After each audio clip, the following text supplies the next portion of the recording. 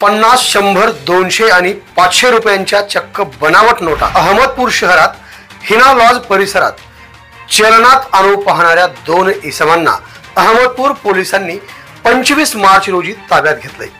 सदर इसमांविरुद्ध अहमदपूर पोलिसात गुन्हा दाखल करण्यात आल्याची माहिती IPS अधिकारी सागर खर्डे यांनी माध्यमांशी बोलताना दिली आहे।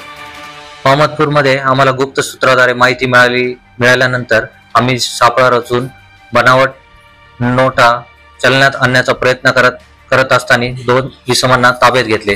त्यांच्याकडून 12,700 रुपयाच्या बनावट नोटा, जे की 500 रुपये, 200 रुपये, 100 रुपये या चलनाच्या नोटा आम्ही ताब्यात घेतल्या। बाकी त्यांच्याकडून iPhone Pro कंपनीचा एक मोबाईल, TTS कंपनीची एक गाडी जप्त करण्यात आली। असा एकूण 1,92,000चा मुद्देमाल जप्त करण्यात आला। पुढील तपास API पठाण यांच्याकडे देण्यात आलेला आहे।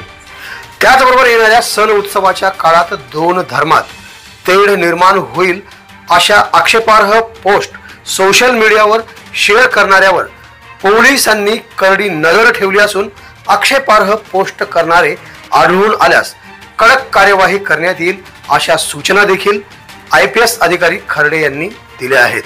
अहमदपूरमध्ये आगामी काळात जे सण उत्सव येणार आहे, जसे की गुढीपाडवा, रमजान ईद, रामनवमी या निमित्ताने रूट मार्च घेण्यात आला। त्यामध्ये SRPFचे एक सेक्शन, होमगार्ड 40 आणि पोलीस अंमलदार हजर होते।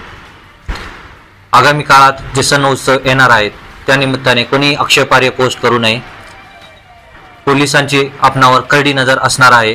जे पोस्ट व्हायरल होतील त्या लोकांवर BNS सेक्शन प्रमाणे कारवाई करण्यात येईल।